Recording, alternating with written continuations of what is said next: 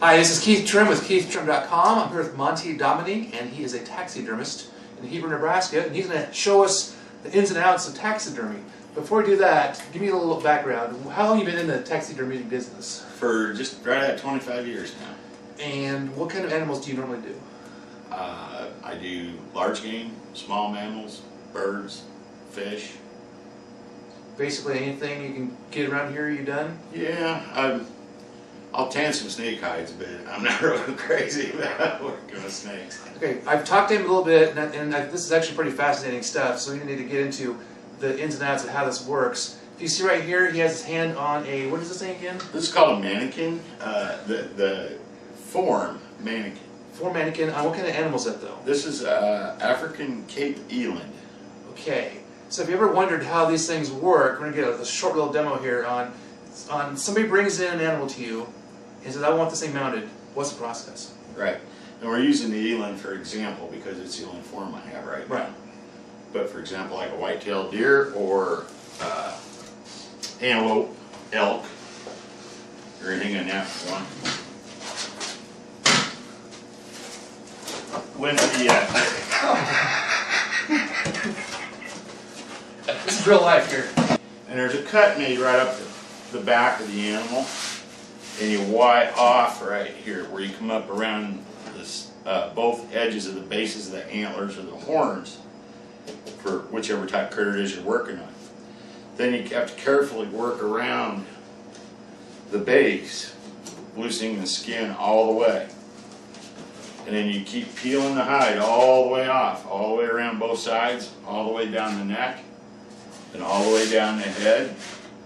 You save the nostrils, the lips, everything comes off there. And that's your raw hide. Okay, how do you get the antlers on the animal if it's a deer? Okay, you save the skull. You save the skull plate off of the deer. Of course, you got some cleaning to do there, fleshing and brain removal and so forth with that. And you attach that. There's a wooden base in here that's notched out to accept that plate. And usually about 3-inch screws would hold it right between the plate, pre-drilled the horn plate. Drill them into that. There's some wood under there that will hold that in there. And then I use a quick set paper mache, and it's something you just mix with water. And I use an alum to make it set up quicker, you know. But the whole time you're shaping it back into the original shape of the animals. So that's a good question. From the minute somebody brings this guy into you to you send him out finished product, what are we talking here? How much time? You know, to put it on an hourly hours for, you know, and they all vary a little bit, depends on what you're doing. But just say a typical deer, you know, come in, and if you could set a clock to it, realizing there's soaking periods, you know, and there's things like that, you know, that you can't figure your time into it, you know, whatever.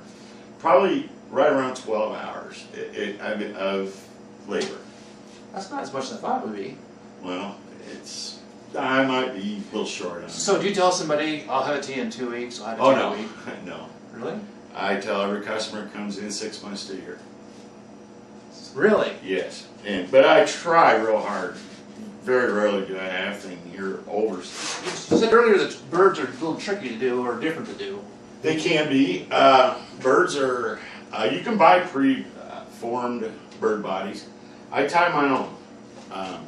I found it to be a little bit more reliable. Let me get this out of here. This is called jeweler's wool or wood wool. Here's the beginning one. I just use simple twine, just for the sake. This is thread. This gives you the general idea. After you've taken the insides out of the bird, you have to replace it with something. So I prefer to use the wood wool. I keep the main body part of the bird for reference as to what size I need, what length I need, what thickness I need, and about the length I need. And by tying this real tight, forming it, start out with a core, you know.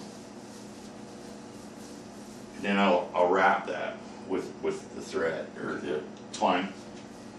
I'll wrap with that, and I'll build and I'll build. So that's the artistic part of it. And I'll compare it to the original body. Okay. And then of course, there has to be wires ran through it. The main wire goes all the way. Well, come out the top of the head through the bottom of the base. Like say this is the top of the bird. Okay. It'll come out here. It's tied in here. Then you have to run wires for the wings and wires for the leg. Okay. And then use the original skeletal leg bones and wing bones in there. You have to pull all the meat out of there, tendons and all that, any fatty tissues in there. And they go to a wash tube. But you have to rebuild that back up again. Then you gotta rebuild the leg, you got the drumsticks, you know, and you gotta rebuild the muscles in the wings and the neck. Advice for those folks who want to have some taxidermy done. What would you say if you want something brought in and want it to look good? What's your advice? Well, the first thing I can tell you is whatever you do with it, make sure you get it to your taxidermist just as soon as you can. Now, the first tip I'd give you, recommend, if you're hunting birds and you shoot a bird, a duck, a pheasant, goose, whatever it is, if you think it's mountable, be sure to fold the wings in its natural position, hold them tight to the body, smooth the feathers into a streamlined position. If you have to pack the birds, if you're out hunting and you gotta pack them, have your buddy or have someone carefully run that through there so it doesn't rough the feathers up real bad, start tearing on them. But as soon as you get to the vehicle, get it out of that pack and let the air get to it and let it start cooling, because it's very important. The bacteria in birds is quite high, you know, and it has to get started cooling. You mean like put it in the refrigerator for freezer cooling? Air cool. Air cool. You know, air cool. And there's hot days out hunting too. You know, you don't want to just throw it in the back of your pickup. Right. You know, you probably want to put it, you know, inside the cab at least. You know, you want to keep it from extreme heat. You know, as much as you can. And don't let the dogs get to it. Yeah. I've had people bring birds in that they want mounted that the dog beat them to it on the retrieve, and that happens, you know. But and then they bring it in and they want it mounted, and it's just not going to look too good, you know. Okay.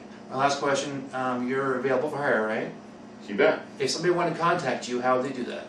Well, I'm at 244 South 4th Street, Hebron, Nebraska, and my home phone number is 402-768-7304, and my cell phone is 402-768-3182. Great. Thanks, Monty. I do appreciate this. You bet. Okay.